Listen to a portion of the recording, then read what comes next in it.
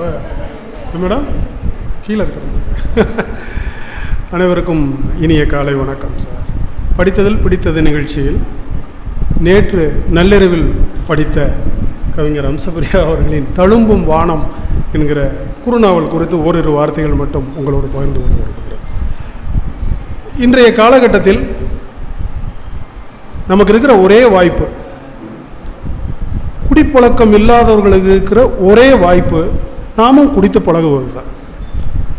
அந்த அளவுக்கு பேருந்தில் பயணங்களில் பார்த்தீங்கன்னா அந்தளவுக்கு குடித்து விட்டு செய்கிற அட்ராசிட்டிஸ் இதெல்லாம் மிக மோசமான ஒரு காலகட்டத்தில் வாழ்ந்துக்கிட்டு இருக்கோம். ஒரு மனிதன் சக மனிதன் பக்கத்தில் போவதற்கு எப்படி நம்ம ஒரு இந்த தீநுண்மை காலத்தில் ஒரு பேரச்சம் இருந்ததோ சக மனிதனை பார்த்து, அந்த மாதிரி இப்போ ஒரு மனிதனை பார்த்து அஞ்சக்கூடிய இடத்துல நம்ம வாழ்ந்துக்கிட்டு இருக்கோம்.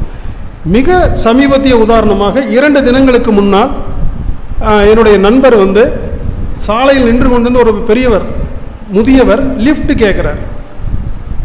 அவரை ஏற்றி கொண்டு போகிறார். ஏற்றின பிறகு தான் தெரிஞ்சுது அவர் ஏற்கனவே ஏற்றியிருக்காரு.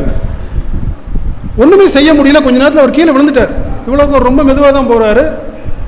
இவருக்கு நல்வாய்ப்பாக, ஏற்றி சென்றவருக்கு நல்வாய்ப்பாக அவருக்கு பெரிய அடி எதுவும் படலை. இப்படியான ஒரு காலகட்டத்தில் இப்போ சமீபத்தில் ஒரு காணொலி பார்த்துருப்பீங்க. ஆட்சி மாற்றம் வந்தோன்னே காணொலி ஒன்று பார்த்துருப்பீங்க. ஒருத்தர் ரொம்ப கோபமாக கொந்தளிக்கிறார். அப்படியே, ஏப்பா என்னப்பா, யார் ஆட்சிக்கு மாறி வந்தாலும் கடையை மூடுன்றீங்க, நாங்கள் உங்களுக்கு என்னப்பா பண்ணணும்? அந்த நாட்டில் எவ்வளவோ கெட்டது நடக்குது, மதுக்கடைகளை மூடணும்னு ஏன்ப்பா இவ்வளோ பேர் போராடுறீங்கன்ட்டு கோவப்படுறார். அப்படியான ஒரு சூழலில் மதுவின் தீமைகளை பேசுகிற புத்தகம் தழும்பும் வானம் என்கிற இந்த குறுநாவல்.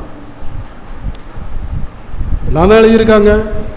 மது இன்று நேற்று அல்ல, எவ்வளவோ காலமாக இருக்குது, எல்லாம் எழுதியிருக்கிறாங்க. மதுவை பற்றி எழுதியிருக்கிறார்கள்.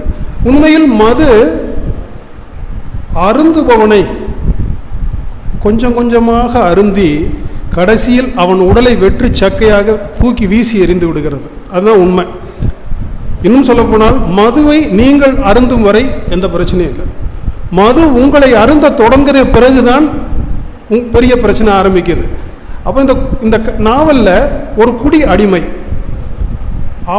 அவருடைய குடிப்பழக்கத்தினால், தீராத குடிப்பழக்கத்தினால் அவர் எப்படி அந்த குடியை பழகிட்டாருங்கிறது ரொம்ப நுட்பமாக பதிவு பண்ணியிருப்பார் சார். அதில் சும்மா ஒருத்தருக்கு உதவி, ஒரு நண்பர் இருக்கார், அவருக்கு தேவையான உதவிகள்லாம் செய்கிறாரு. அவர் குடிப்பழக்கம் உள்ளவர், இவருக்கு குடிப்பழக்கம் கிடையாது. அவரோட துணைக்கு சும்மா போயிட்டு வரலான்ட்டு போன இடத்துல, என்னப்பா இவ்வளவு கசப்பாக இருக்குது, இதவா குடிக்க தொலைகிறீங்கன்ட்டு ஆரம்பித்த பழக்கம் கூடி சென்ற நண்பர் நார்மலாக இருக்கார், இவர் அதில் மூழ்கி போயிடுறார். இதுதான் அந்த இதில் ஒரு முக்கியமான விஷயம். அதற்கு பிறகு அந்த குடிப்பழக்கத்தால் அவர் அடைகிற அவமானங்கள், அந்த குடும்பம் அடைகிற அவமானம், அது ரொம்ப ரொம்ப முக்கியம். ஒரு குடிப்பழக்கத்தால் நான் ஒரு தவறு செய்கிறேன், அது ஒரு தவறு என்று சொன்னால் அந்த தவறு செய்கிற அதனுடைய பின் விளைவுகளுக்கு நான் பொறுப்பு, நான் தண்டனை அனுபவிக்கணும். ஆனால் என் குடும்பம் எந்த தவறும் செய்யாமல் தண்டனை அனுபவிக்குது, சமுதாயத்தில் மிக கேவலங்களை அனுபவிக்குது அப்படிங்கிறத எழுதியிருக்கார். இதை நிறைய பேர் எழுதியிருக்கிறார்கள். எந்த இடத்தில் இந்த குறுநாவல் இதுவரை எழுதப்பட்ட நாவல்களிலிருந்து விலகி நிற்கிறது, தனித்துவமாக இருக்கிறது என்று சொன்னால், இந்த நாவலில் அந்த குடிப்பழக்கம் உள்ளவர் குடும்பப்படும் துன்பத்தோடு சேர்ந்து அந்த குடிப்பழக்கம், அந்த குடும்பத்தோடு தொடர்பில்லாத ஒரு பெண் தன் வாழ்வில் ஒரு உன்னத லட்சியத்திற்காக, ஒரு அரசாங்க போட்டித் தேர்வுக்காக உயிரை வெறுத்து தயார் செய்து கொண்டிருக்கிற பெண் மீது வாகனத்தில் மோதி அந்த பெண் காயமடைந்து அவளுக்கு அந்த வாய்ப்பு மறுக்கப்படும்.